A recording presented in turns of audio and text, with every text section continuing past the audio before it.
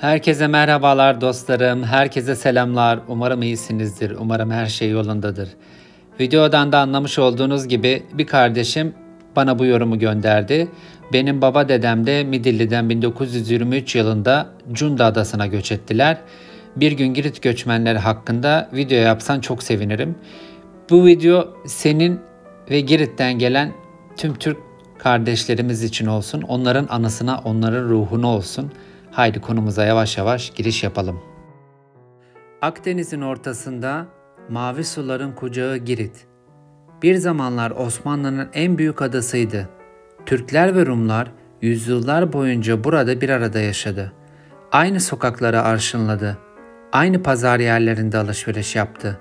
Aynı bahçelerde çocuklarını büyüttü. Ama zaman her şey gibi bunu da değiştirdi. 19. yüzyılın sonları ve 20. yüzyılın başları Giritli Türkler için acının ve ayrılığın yılları oldu. Önce baskılar, sonra zorunlu göçler. 1923'teki mübadele ile binlerce Giritli Türk doğup büyüdükleri toprakları terk etmek zorunda kaldı. Arkalarında sadece evlerini, camilerini değil, aynı zamanda çocukluk anılarını, dedelerinin mezarlarını ve kalplerinin bir parçasını bıraktılar. Yeni bir hayat kurmaya çalıştıkları yerlerde Girit'in kokusunu aradılar. Zeytin ağaçlarının altında oturduklarında, denize baktıklarında, eski taş evlerin soğuk duvarlarına dokunduklarında, gözleri hep doğdukları adayı aradı. Dillerine Girit'in şivesi, sofralarına adanın lezzetleri sindi. Ama en çok da içlerinde bir sızı taşıdılar. Girit, biz seni hiç unutmadık. Bugün Türkiye'nin dört bir yanında yaşayan Girit torunları atalarının izini hala taşıyor. O eski hikayeleri dinlerken belki de hiç görmedikleri o adaya özlem duyuyorlar. Çünkü Girit sadece bir yer değil, bir hatıra, bir sevda, bir yarım kalmış hikayedir. Ve hala rüzgar Girit'in eski sokaklarında dolaşırken o sessiz taş evler belki de eski sahiplerini hatırlıyor. Belki de deniz uzaklarda bir yerde hala Girit Türklerine selam yolluyor. Bugün bile Girit mübadillerinin torunları atalarının hikayelerini dinlerken gözleri dolar. Çünkü zorla bırakılan bir yurdun hasreti hiç bitmez. Peki Girit'in hikayesi nasıl başladı? O topraklarda kimler yaşadı? Osmanlı Girit'i nasıl fethetti? Ve o büyük mübadele sırasında kaç kişi vatanından koparıldı? Gelin birlikte bu tarihi yolculuğa çıkalım. Haydi Girit'in tarihine giriş yapalım. Girit'in ilk keşfinden ve yerleşimcilerinden bahsedecek olursak, Girit, Akdeniz'in en büyük 5. adası ve tarihi binlerce yıl öncesine dayanan bir medeniyetin beşiğidir. İlk yerleşimciler, yapılan arkeolojik araştırmalara göre Girit'te ilk insan izleri M.Ö. 7000 yıllarına kadar gidiyor. İlk yerleşimciler Anadolu'dan ve Yakın Doğu'dan gelen Neolitik çiftçilerdi. Minoan uygarlığı M.Ö. 3000, M.Ö. 1450 yılları arasında Girit'te tarihte ilk büyük medeniyetini Minoanlar ile yaşadı. Minoanlar büyük sarayları, ileri düzeyde denizcilik faaliyetleri ve sanatları ile meşhurdu. Knossos Sarayı gibi yapılar o dönemden kalmadır. Peki Girit'te kimler yaşadı? Hemen size şöyle söyleyebilirim. M.Ö. 1400 ve M.Ö. 1100 yılları arasında Minoan uygarlığının çöküşüyle birlikte Mikenler adaya hakim oldu. M.Ö. 1100, M.Ö. 67'de Dorlular ve ardından Romalılar adayı yönetti. Milattan sonra 67 ve 824 yılları arasında da Girit, Roma İmparatorluğu'nun ardından Bizans'ın eline geçti.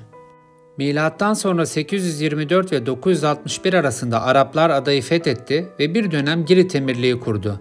Fakat ardından milattan sonra 961 ile 1204 yılları arasında Bizans Girit'i tekrar ele geçirdi. Milattan sonra 1204 ve 1669 yılları arasında ise Venedikliler adayı ele geçirdi ve uzun süre yönetti. 1669 yılında Venediklilerden sonra Osmanlı Girit'i fethetti. Girit'in en büyük şehri Kandiye, İraklion yaklaşık 21 yıl süren savaş sonucunda alındı. Girit'te Osmanlı dönemi 1669-1899 yılları arasında devam etmiştir. Osmanlı-Venedik döneminden kalma halka dokunmadı. Adada Türkleşme ve İslamlaşma süreci başladı. Osmanlı Anadolu'dan Türk aileleri getirerek Girit'e yerleştirdi. 1898 yılında Osmanlı Büyük Avrupa baskıları nedeniyle Girit'in yönetimini bırakmak zorunda kaldı ve Girit bağımsız bir yönetim haline geldi.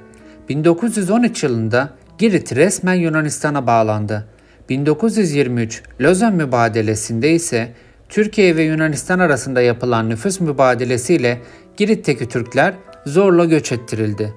Yaklaşık 50 bin 60 bin arası Türk göç etmek zorunda kaldı. Giritli Türkler özellikle İzmir, Aydın, Mersin, Antalya, Balıkesir, Ayvalık ve İstanbul'a yerleştirildi. Peki hala Girit'te Türk var mı diye bana soracak olursanız hemen size şu bilgiyi verebilirim. Günümüzde Girit'te halen Türk kökenli insanlar var. Ancak büyük çoğunluğu asimile olmuş durumda. Bazıları Müslüman kimliğini korusa da Türkçe konuşan kimse pek kalmadı. Hanya, Resmo ve Kandiye gibi şehirlerde Osmanlı döneminden kalma camiler, çeşmeler ve hamamlar hala bulunuyor. Ancak büyük çoğunluğu kullanılmıyor. Giritli Türklerin ana vatanından koparıldığı gibi 12 adalarda Rodos, Kos, Midilli, Susam, Sakız ve birçok adadan da yine aynı şekilde Türkler zorunlu göç etmek zorunda kaldılar. Bunun haricinde Peloponnesos'tan, Selanik'ten ve Batı Trakya'dan birçok Türk Türkiye'ye göç etmek zorunda kaldı. Ve ayrıca Yunanistan'da yaşayan bir sürü Rum da yine aynı şekilde Türkler gibi kendi vatanlarından koparılmak zorunda kaldılar.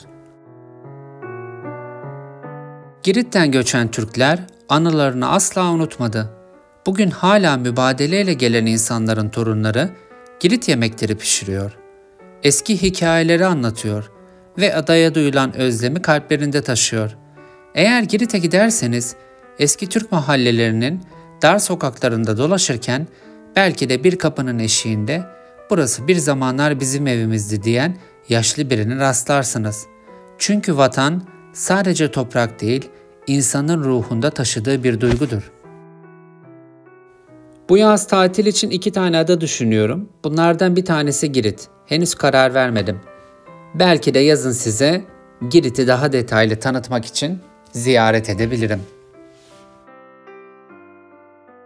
Eğer buraya kadar beni izlediyseniz ve dinlediyseniz videoma like atıp beni de takip etmeyi unutmayın. Bunu hatırlattığım için özür dilerim. Bunu ben de duymayı sevmiyorum.